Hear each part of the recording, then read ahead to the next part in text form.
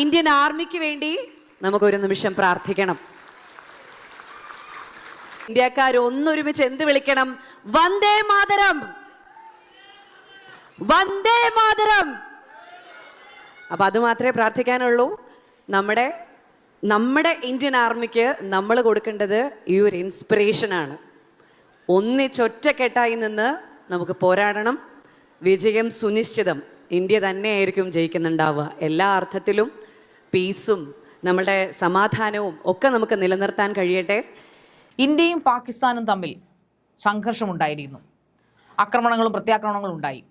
രാജ്യം ശരിക്കും ആശങ്കയിലായ കുറച്ച് നിമിഷങ്ങളായിരുന്നു, കുറച്ച് ദിവസങ്ങളായിരുന്നു കഴിഞ്ഞു പോയത്. അതിനിടയ്ക്ക് പാകിസ്ഥാനിലേക്ക് ഇന്ത്യ കൃത്യമായ പ്രത്യാക്രമണങ്ങൾ നടത്തിയിരുന്നു. പാകിസ്ഥാനെ ശരിക്കും വിറപ്പിച്ചു എന്ന് തന്നെ പറയാം. ഓരോ ഇന്ത്യക്കാരനും കാത്തിരുന്ന നിമിഷങ്ങൾ തന്നെയാണത് എന്ന് നമ്മൾ വിശ്വസിക്കുന്നു. അതിനിടയ്ക്ക് ഈ തീവ്രവാദികളെ ഇതിൻ്റെയൊക്കെ തുടക്കം എന്ന് പറയുന്നത് തീവ്രവാദികളെ ഉന്മൂലനം ചെയ്യാനുള്ള അവരുടെ ഓപ്പറേഷൻ സിന്ദൂറിലൂടെയായിരുന്നു. എല്ലാത്തിൻ്റെ തുടക്കം എല്ലാത്തിൻ്റെയും അതായിരുന്നില്ല. ഇന്ത്യയുടെ പ്രത്യാക്രമണത്തിൻ്റെ തുടക്കം അങ്ങനെയായിരുന്നു. അങ്ങനെയാണ് പിന്നീട് യുദ്ധം എന്ന ലെവലിലേക്ക് കാര്യങ്ങൾ പോകും. അതൊരു വിഴുനീള യുദ്ധമായി മാറുമെന്നൊരു ഭീതിയിലേക്ക് രാജ്യവും അതോടൊപ്പം ലോകവും പോയത്. ഇതിനെക്കുറിച്ച് ഒരുപാട് സെലിബ്രിറ്റീസും സാമൂഹ്യ പ്രവർത്തകരും രാഷ്ട്രീയ പ്രവർത്തകരും രാഷ്ട്രീയ നിരീക്ഷകരും ഒക്കെ വന്നിരുന്ന ഒരുപാട് അഭിപ്രായങ്ങൾ. കാരണം സോഷ്യൽ മീഡിയ ഉണ്ടല്ലോ, ആർക്കും എന്തും ഇതിനെക്കുറിച്ചും പറയാം.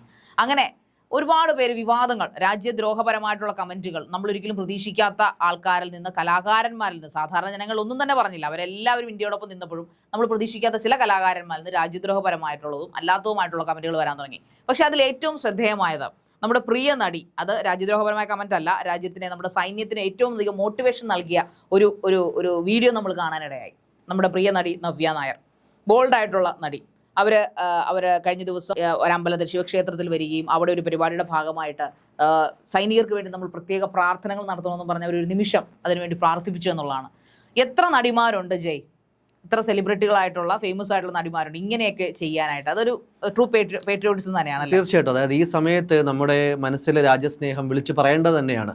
തീർച്ചയായിട്ടും നമ്മുടെ സൈനികർക്ക് ഒരു മോട്ടിവേഷൻ, അല്ലെങ്കിൽ സൈനികരുടെ ആത്മവീര്യം കൂട്ടുന്ന രീതിയിൽ നേരത്തെ ശാരിക പറഞ്ഞ പോലെ പല ആൾക്കാരും, റിയ സലീമൊക്കെ ഉൾപ്പെടെ പല സെലിബ്രിറ്റികളും രാജ്യത്തെ അല്ലെങ്കിൽ ഈ സൈനികരുടെയൊക്കെ പ്രവൃത്തിയെ നിഷ്പ്രഭമാക്കുന്ന രീതിയിൽ, അല്ലെങ്കിൽ അവരുടെ ആത്മവീര്യം കെടുത്തുന്ന രീതിയിൽ, നിഷ്പ്രഭമാക്കാൻ കഴിയില്ല പക്ഷെ തെല്ലെങ്കിലും ആ പോസ്റ്റ് വായിച്ചാൽ അവരുടെ ആത്മവീര്യം കെടുത്തുന്ന രീതിയിൽ പല രീതിയിലുമുള്ള പബ്ലിക് സ്പീച്ചുകളാവട്ടെ, അല്ലെങ്കിൽ പ്രത്യേകിച്ച് സോഷ്യൽ മീഡിയ പോസ്റ്റുകൾ പങ്കുവച്ചപ്പോൾ നമ്മുടെ പ്രിയപ്പെട്ട പ്രിയങ്കരിയായിട്ടുള്ള നടി നവ്യ നായർ കൊട്ടാരക്കരയിലെ ഒരു ശ്രീ മഹാദേവർ ക്ഷേത്രം അമ്പലത്തിലെ ക്ഷേത്രോത്സവമായിട്ട് ബന്ധപ്പെട്ട പരിപാടിയിൽ നമ്മുടെ സൈനികർക്ക് വലിയ രീതിയിലുള്ള ഒരു ആദരവും നന്ദിയും ഒക്കെ അറിയിച്ചുകൊണ്ട് വലിയൊരു പ്രസംഗം നടത്തിയുണ്ടായി. വലിയ രീതിയിൽ കയ്യടിയോടുകൂടി അവിടുത്തെ പ്രേക്ഷകരും ഏറ്റെടുത്തു. എന്തായാലും അതിൻ്റെ കുറച്ച് ഭാഗങ്ങളൊന്ന് പറയേണ്ട കാര്യമുണ്ട്. കാര്യം അത്രയും പ്രസക്തമാണ്, അല്ലെങ്കിൽ അത്രയും നമ്മളധികം കേട്ടിരിക്കേണ്ട ചില കാര്യങ്ങളാണ് നവ്യ നായർ അതിൽ പറഞ്ഞതെന്നുള്ളതാണ്.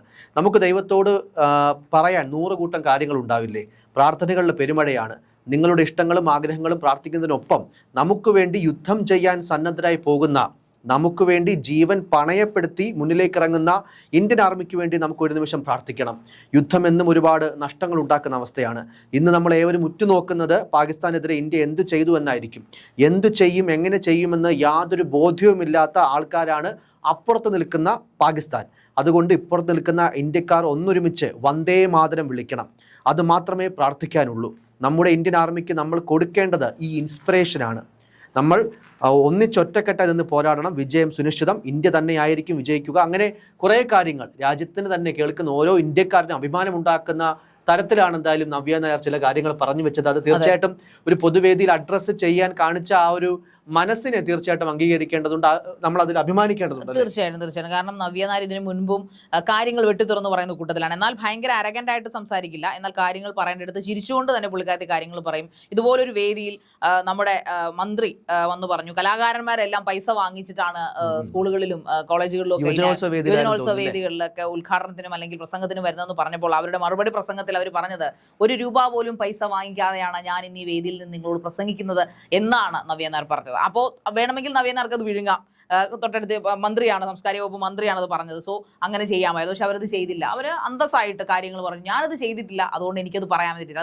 അത് തന്നെയാണ് നവ്യ നായരെ ഒരു മോഡലാക്കേണ്ടതാണ്, ഒരു മാതൃകയാക്കേണ്ട കുറേ ക്യാരക്ടർ അവർക്കുണ്ട്. പ്രത്യേകിച്ചും ഇങ്ങനെ പൊതുസമൂഹത്തിൽ സംസാരിക്കുമ്പോൾ എങ്ങനെ ബിഹേവ് ചെയ്യണം. എനിക്ക് തോന്നുന്നു ഇതുപോലെ വിനായകനാണോ ഷൈൻ ടോം ആണോ നോക്കുന്നതിൽ ഒരു ടിവിയുടെ ഒരു ചാനലിലെ പ്രൊമോഷനിൽ നിന്ന് സംസാരിച്ചപ്പോഴും, നവ്യയുടെ ഒരു സിനിമയുടെ പ്രൊമോഷൻ സംസാരിച്ചപ്പോഴും വളരെ മോശമായിട്ട് സ്ത്രീകളെ കുറിച്ച് സംസാരിച്ചപ്പോഴും നവ്യ അതിനെക്കുറിച്ച് ഒരു അക്ഷരം പറയാതെ പുള്ളിക്കാരത്തി അതിനെ എതിർക്കുകയാണ് ചെയ്തത്. ഒരു കുറച്ച് വർഷങ്ങൾക്ക് മുമ്പ് നടന്ന സംഭവമാണ്. അപ്പോൾ എല്ലാത്തിലും നവ്യയ്ക്ക് നവ്യയുടേതായ ഒരു സിഗ്നേച്ചർ ഉണ്ട്. എന്തായാലും ഇത് വളരെ നമുക്ക് ആർക്കും ഒരു നിമിഷം പുളകിതമാകണം, അന്തരംഗം എന്ന് പറയുന്ന പോലെ നമ്മുടെ അന്തരംഗം ഒന്ന് പുളകിതമാകും. തീർച്ചയായിട്ടും നവ്യ നായർ എന്നൊരു വ്യക്തി മാത്രമല്ല, നമുക്കറിയാം ഈ പറഞ്ഞ പോലെ എല്ലാ സെലിബ്രിറ്റികളും നല്ല നിലയിൽ അവരുടെ മേഖലയുമായിട്ട് മുന്നോട്ട് പോകുന്ന ഒരുപാട് ആരാധകരുള്ള, അവരുടെ കലകൾ കൊണ്ട് അവരുടെ വർക്കുകൾ കൊണ്ട് നമ്മളെ ഇൻസ്പയർ ചെയ്തിട്ടുള്ള നമ്മളെ ആരാധകരാക്കി മാറ്റിയിട്ടുള്ള നവ്യ നായരെ പോലുള്ള നടന്മാരാവട്ടെ, നടിമാരാകട്ടെ, കലാകാരന്മാർ, എല്ലാ രീതിയിലും സാഹിത്യ ലോകമായിട്ട് ബന്ധപ്പെട്ട് ഉള്ള കവികളാവട്ടെ, ആരാണെങ്കിലും അവരെല്ലാവരും സമൂഹത്തിലെ ഒരുപാട് ആൾക്കാർക്ക് റോൾ മോഡലുകളാണ്. അവർ പറയുന്ന കാര്യങ്ങൾ മാതൃകയാക്കാൻ വേണ്ടി നിൽക്കുന്ന ഒരു വലിയ സമൂഹം ഇവിടെയുണ്ട്. നല്ല കാര്യങ്ങൾ, തീർച്ചയായിട്ടും മോശം കാര്യങ്ങളാണെങ്കിലും തിരിച്ചറിയാനുള്ള കഴിവുകളും മലയാളികൾക്കുണ്ട്. അതുകൊണ്ട് തന്നെ നവ്യ നായരെ പോലുള്ള സെലിബ്രിറ്റികൾ, അത് നടിയാവട്ടെ നടന്മാരാകട്ടെ, ഈ പറഞ്ഞതുപോലെ നമ്മൾ സിനിമയിലൂടെ കണ്ട വലിയ ആരാധക വൃന്ദമുള്ള ഇത്തരത്തിലുള്ള സെലിബ്രിറ്റികൾ എന്ത് കാര്യം അഡ്രസ്സ് ചെയ്ത് കഴിഞ്ഞാലും അത് ഏറ്റെടുക്കാനായിട്ട് ആൾക്കാരുണ്ടാവും, നവമാധ്യമങ്ങളുണ്ടാവും. പ്രത്യേകിച്ച് ഇങ്ങനത്തുള്ള സമയത്ത് അല്ലെങ്കിൽ രാജ്യം ഒരു ക്രൈസിസ് എന്ന് പറയാൻ സാധിക്കത്തില്ല പോലും നമുക്ക് എല്ലാവർക്കും വലിയ ആശങ്കയുണ്ട്. തീർച്ചയായിട്ടും പാകിസ്ഥാൻ പോലും നമുക്ക് ഈ പറഞ്ഞ പോലെ സുനിശ്ചിതമായിട്ടൊരു വിജയം എന്നുള്ളത് നമ്മൾ ആദ്യം തന്നെ കണ്ടതാണെങ്കിലും, നമ്മൾ മുൻകൂട്ടി കണ്ടതാണെങ്കിലും, ഈ യുദ്ധം എന്നത് നമ്മൾ ആരും ഒരു ഇന്ത്യക്കാരനും ആഗ്രഹിക്കാത്ത കാര്യമാണ്. അത് അനിവാര്യമായി വന്നുപോയി. അത് നടത്തേണ്ട യുദ്ധം എന്നൊരു രീതിയിലേക്കോ ഒരു സംഘർഷം എന്നൊരു അവസ്ഥയിലേക്ക് നമ്മൾ കൂടി അതിൻ്റെ ഒരു പ്രതിരോധം സൃഷ്ടിക്കേണ്ട അവസ്ഥയിലേക്ക് കടന്നതുകൊണ്ട് മാത്രമാണ് ഇന്ത്യ അതിനുവേണ്ടി മുതിർന്നത്. ഇല്ലെങ്കിൽ ഒരു കാലത്തും ഇന്ത്യ ഭീകരവാദികളെല്ലാം തള്ളിക്കളയുന്ന അല്ലെങ്കിൽ ഭീകരപ്രവർത്തനങ്ങൾക്ക് എല്ലാ കാലവും എതിരാണെങ്കിൽ പോലും യുദ്ധം എന്നതിന് ഇന്ത്യ ഒരു സമയത്ത് മുൻകൈ എടുത്തിട്ടില്ല. അതൊരു സത്യമാണ്. അതൊരു മനുഷ്യത്വത്തിന്റെ മാനവികതയുടെ ഭാഗമായിട്ട് ഇന്ത്യ എല്ലാ കാലത്തും സ്വീകരിക്കുന്ന നടപടിയാണ്. അതുകൊണ്ട് യുദ്ധം നമ്മൾ ആഗ്രഹിക്കുന്നില്ലെങ്കിൽ പോലും യുദ്ധം ഉണ്ടാകുന്ന അല്ലെങ്കിൽ യുദ്ധം ഉണ്ടായേക്കാവുന്ന ഇത്തരം അവസ്ഥകളിൽ കൃത്യമായിട്ട് നമ്മുടെ രാജ്യത്തിനൊപ്പം നമ്മളെ എല്ലാവരും നിൽക്കണം. ഇത് നമ്മുടെ രാജ്യം ഒറ്റക്കെട്ടായി നിൽക്കേണ്ട സമയമാണ്. നമ്മുടെ സൈനികർക്ക് വേണ്ടി പ്രാർത്ഥിക്കണം, അവരാണ് നമ്മുടെ രാജ്യത്തിന്റെ കരുത്ത് എന്നൊക്കെ ഒരു സെലിബ്രിറ്റി ഒരു പൊതുവേദിയിൽ പറയുകയാണെങ്കിൽ അത് ഉണ്ടാക്കുന്ന ഒരു ഇൻസ്പിറേഷൻ ചെറുതല്ല.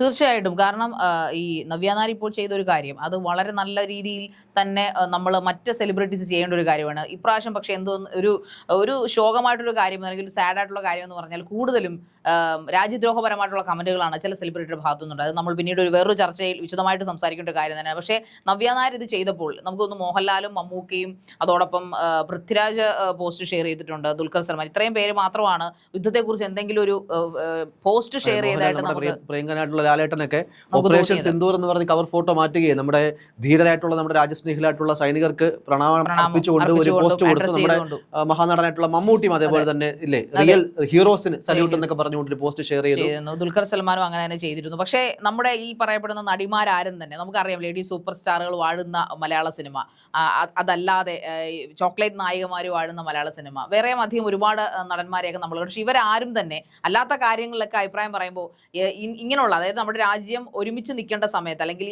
ഇതൊക്കെ ഭയങ്കര സൈനികർക്ക് ഈ ബോളിവുഡ്, ടോളിവുഡ്, കോളിവുഡ് എന്നൊക്കെ പറഞ്ഞാൽ ഭയങ്കര ഇഷ്ടമുള്ളൊരു കാര്യമാണെന്നാണ് ഞാൻ കേട്ടിരിക്കുന്നത്. കാരണം അവരുടെ എന്തെങ്കിലും ഒരു അവസരം കിട്ടുമ്പോൾ അവർക്ക് ലാലേട്ടനെയും അല്ലെങ്കിൽ മമ്മൂക്കയും പോലുള്ള മലയാളികൾ തന്നെ അല്ലെങ്കിൽ കൂടിയും ലാലേട്ടനെയും മമ്മൂക്കയൊക്കെ പോലുള്ള ആൾക്കാരുടെ പാട്ടും മറ്റതും അതൊക്കെ അവർ കണ്ടുകൊണ്ടിരിക്കാറുണ്ടെന്ന് ലാലേട്ടൻ ഒരിക്കൽ അവിടെ അതിർത്തിയിൽ പോയപ്പോൾ അവർ ആരാധനയോടുകൂടി അദ്ദേഹം സമയം കിട്ടുമ്പോൾ അവരുടെ വിനോദം അതാണ്. അപ്പോൾ പ്രത്യേകിച്ചും ഈ സിനിമാ നടന്മാർ അല്ലെങ്കിൽ ഇങ്ങനെയുള്ള സെലിബ്രിറ്റീസ് ഒക്കെ ഈ യുദ്ധത്തെ സപ്പോർട്ട് ചെയ്യുകയും, യുദ്ധം എന്ന് പറഞ്ഞാൽ നമ്മൾ ഉദ്ദേശിക്കുന്നത് അല്ലെങ്കിൽ നമ്മൾ ആഗ്രഹിക്കുന്നത് ഒരിക്കലും ജനങ്ങളുടെ ചോരപ്പുഴ അല്ലെങ്കിൽ ജനങ്ങളുടെ ചോര വീഴ്ത്തുക, സിവിലിയൻസിന്റെ ചോര വീഴ്ത്തുക എന്നല്ല. പക്ഷേ നമ്മളെ തീവ്രവാദത്തെ തച്ചുടച്ച് വാർക്കുക അല്ലെങ്കിൽ തച്ചുടച്ച് നിൽക്കുക എന്ന് മാത്രമാണ് ഇന്ത്യ എല്ലായ്പ്പോഴും ജയ് പറഞ്ഞ പോലെ ഉദ്ദേശിക്കുക. ഒരിക്കലും ഇന്ത്യ ഒരു രാജ്യത്തേക്ക് നുഴഞ്ഞു കയറുന്നതായിട്ട് നമ്മൾ കേട്ടിട്ടില്ല. ഒരു രാജ്യത്തിൻ്റെയും അതിർത്തി രേഖകൾ ലംഘിച്ചതായിട്ട് ഇന്നേ വരെ വാർത്തകൾ വന്നിട്ടില്ല. കാരണം ഇന്ത്യക്ക് അത് താല്പര്യമില്ല. ഇപ്പോൾ ചൈന ആയാലും പാകിസ്ഥാൻ ആയാലും ഓരോ പ്രാവശ്യവും വേലി പൊളിച്ച് അകത്ത് കയറുന്നു, തങ്ങളുടേതാണെന്ന് പറയുന്നു. ഇന്ത്യ ആ വേലി പൊളിച്ചുകൊണ്ട് അത് തടയിടുന്നു എന്ന് മാത്രമാണ് ഇന്ത്യ ചെയ്യുന്നത്. വേറെ നിവൃത്തിയില്ലാഞ്ഞിട്ട് മാത്രമാണ്. ഇതിന് മുൻപ് പല സ്ഥലങ്ങളിലും തീവ്രവാദികൾ വന്ന് ആക്രമിക്കുകയും, നമുക്കറിയാം മുംബൈ ഭീകരാക്രമണം ഒരിക്കലും ജീവനുള്ളത്തോളം കാലം ഇന്ത്യക്കാർക്ക് മറക്കാൻ പറ്റില്ല. ഇന്ത്യയുടെ ഹൃദയത്തിലാണ് അന്ന് വന്ന് ആക്രമിച്ചിട്ട് പോയത്. അതിനേക്കാളും മാരകമായിട്ടുള്ള ഒന്നായിരുന്നു 26 ആണുങ്ങളെ, ഇന്ത്യൻ പൗരന്മാരെ സ്വന്തം അവരുടെ ഭാര്യമാരുടെയും അമ്മമാരുടെയൊക്കെ മുമ്പിൽ വെടിവെച്ച് പോയിന്റ് ബ്ലാങ്കിൽ വെടിവെച്ചിട്ടിട്ട് ഇന്ത്യക്കാരുടെ സിന്ദൂരം, ഇന്ത്യൻ വനിതകളുടെ സിന്ദൂരം മായ്ച്ചു കളഞ്ഞതുകൊണ്ടാണ് നമ്മുടെ പ്രിയപ്പെട്ട പ്രധാനമന്ത്രി മോദി ഇതിന് ഓപ്പറേഷൻ സിന്ദൂർ എന്നുള്ള പേര് കൊടുത്തത്. സോ ആ സിന്ദൂർ അന്വർത്ഥമാക്കി ഇരിക്കുന്നു എന്നുള്ളതാണ് നമ്മുടെ സൈന്യം ചെയ്തത്. നമ്മുടെ രാജ്യത്തെ കാത്തു എന്നുള്ളതാണ്. അപ്പോൾ അതിനെ ഇതുപോലുള്ള സെലിബ്രിറ്റികൾ എന്തുകൊണ്ടാണ് നമ്മുടെ നാട്ടിൽ കോളിവുഡും ബോളിവുഡും ഇപ്പോൾ നമ്മൾ സമാധാനത്തോടെ ലാലേട്ടനെ തുടരും സിനിമയൊക്കെ തിയേറ്ററിൽ ഇരുന്ന് എന്തുകൊണ്ടാണ് കാണുന്നത്? നമ്മുടെ നാട്ടിലെ സൈനികര് അതിർത്തിയിൽ കിടന്ന് ഇപ്പോഴും ആരെയും അവരവിടുന്ന് പിൻവലിച്ചിട്ടില്ല. കാരണം പാകിസ്ഥാനെ വിശ്വസിക്കാൻ പറ്റില്ല. അപ്പോൾ ഇങ്ങനെയുള്ള പടങ്ങളൊക്കെ നമ്മളിരുന്ന് കാണാനുള്ള കാര്യം, അല്ലെങ്കിൽ നമുക്കൊരു സിനിമ എൻജോയ് ചെയ്യാൻ പറ്റുന്നതിന്റെ കാരണം അതിർത്തിയിൽ അവരവിടെ കിടന്ന് പുകയുന്നത് കൊണ്ടാണ്. പലരും വീരമൃത്യു വരിക്കുന്നതൊക്കെ നമ്മുടെ സുഖത്തിനും നമ്മുടെ സുരക്ഷയ്ക്കും വേണ്ടിയിട്ടാണ്. അപ്പോൾ അത് മനസ്സിലാക്കി ഇതുപോലുള്ള സെലിബ്രിറ്റികൾ രംഗത്ത് വന്ന് ഇങ്ങനെയുള്ള വേളകളിൽ അറ്റ്ലീസ്റ്റ് അവർ ലൈവിൽ വരികയോ അല്ലെങ്കിൽ ഒരു ചെറിയ അവരുടെ ഒരു വീഡിയോ ഇടുകയോ ഒക്കെ ചെയ്താൽ അത് വളരെ നല്ല മോട്ടിവേഷൻ ആയിരിക്കും. എന്തായാലും സൈനികർക്ക് പ്രത്യേകിച്ച് മറ്റാരുടെയും മോട്ടിവേഷൻ ഇല്ലെങ്കിൽ അവർ സ്വയം മോട്ടിവേറ്റ്, അങ്ങനെയാണ് അവരെ ട്രെയിൻ ചെയ്തിരിക്കുന്നത്. ഈ പറയുന്നത് പോലെ ഒരു 5 മിനിറ്റിൽ 1.5 കിലോമീറ്റർ ഓടാൻ കഴിവുള്ള കപ്പാസിറ്റിയുള്ള ഫിസിക്കൽ സ്റ്റെബിലിറ്റിയുള്ള ആൾക്കാരെ വാർത്തെടുത്താണ് ഇന്ത്യൻ സൈന്യം എന്ന് പറയുന്നത്. സോ അതുകൊണ്ട് തന്നെ ഇതൊന്നും അവരെ ബാധിക്കില്ലെങ്കിലും ഇതൊരു ആഡ് ഓൺ ആണ്, ഒരു സമാധാനമാണ്. ഇങ്ങനെയുള്ള ആൾക്കാരൊക്കെ ഞങ്ങൾ ശ്രദ്ധിക്കുന്നു. അപ്പോൾ കുറെ കൂടെ അവർക്ക് വീര്യം തോന്നുന്നു, കുറെ കൂടെ ജയിക്കാനുള്ള ഒരു ആവേശം ഉണ്ടാവുമെന്നാണ് തോന്നുന്നത്. സോ സെലിബ്രിറ്റികളൊക്കെ ഇങ്ങനെയുള്ള കാര്യങ്ങൾ പറയുന്നത് നല്ലതല്ലേ? തീർച്ചയായിട്ടും. എന്തായാലും ഈ ഒരു സംഭവത്തിൽ എന്തായാലും നവ്യ നായർ ആ ഒരു പൊതുവേദിയിൽ വന്ദേ ഭാരതം അഭിമാനത്തോടെ മുഴക്കി അത് ഏറ്റുവിളിച്ച ആൾക്കാരൊക്കെ ഉണ്ടായ ഒരു അവസ്ഥയുണ്ട്. എന്തായാലും ശാരിക പറഞ്ഞ പോലെ ഭീകരവാദത്തിന് എല്ലാ കാലവും നമ്മുടെ രാജ്യം എതിരാണ്. അതോടൊപ്പം തന്നെ മനസ്സിന് സന്തോഷമേകിയ ഒരു കാര്യം, ഈ ഒരു ദിവസങ്ങളിലൊക്കെ നമ്മുടെ ഇന്ത്യൻ സൈനികർക്ക് വേണ്ടി പല മോസ്കുകളിലും പല അമ്പലങ്ങളിലും പല പള്ളികളിലും പ്രത്യേക പ്രാർത്ഥനകളൊക്കെ നടന്നു എന്നുള്ളതാണ്. ഒരുപക്ഷെ ദൈവവിശ്വാസികൾ അല്ലെങ്കിൽ പോലും എല്ലാ ഇന്ത്യക്കാരും അല്ലാത്തവർ പോലും അത് ആഗ്രഹിക്കുന്നുണ്ട്. പ്രാർത്ഥന അതിൻ്റെ ഒരു രൂപമാണ്. എല്ലാ ഇന്ത്യക്കാരും, പക്ഷേ ഒരു ഇന്ത്യ സൈനികനും ഒരു ഇന്ത്യൻ സിവിലിയനും ഈ യുദ്ധത്തിൽ അല്ലെങ്കിൽ ഈ സംഘർഷത്തിൽ മൃത്യു സംഭവിക്കരുത് എന്ന് ആഗ്രഹിച്ചുകൊണ്ട് തന്നെയാണ് എല്ലാവരും മുന്നോട്ട് പോകുന്നത്. തീർച്ചയായിട്ടും ഇത്തരം സെലിബ്രിറ്റികളിലെ ഇത്തരം നടപടികൾ അല്ലെങ്കിൽ ഇത്തരം ആഹ്വാനങ്ങൾ ഇത്തരം സൈനികർക്ക് വേണ്ടിയുള്ള ഒരു സല്യൂട്ടും നന്ദിയും ഒക്കെ വളരെയധികം ഇൻസ്പിറേഷൻ നമ്മുടെ രാജ്യത്തിലെ സൈനികർക്കുമൊക്കെ കൊടുക്കുമെന്നുള്ള കാര്യത്തിൽ യാതൊരു സംശയമില്ല. നവ്യ നായരുടെ പോലെയുള്ള ഇത്തരം ചില പരാമർശങ്ങളൊക്കെ തീർച്ചയായിട്ടും അഭിനന്ദിക്കേണ്ടതാണ്. രാജ്യം ഒറ്റക്കെട്ടായി നിൽക്കേണ്ട സമയം തന്നെയാണ് ഇങ്ങനെയുള്ള യുദ്ധകാലങ്ങൾ എന്നുള്ളൊരു ഓർമ്മപ്പെടുത്തൽ കൂടി പറയുകയാണ്.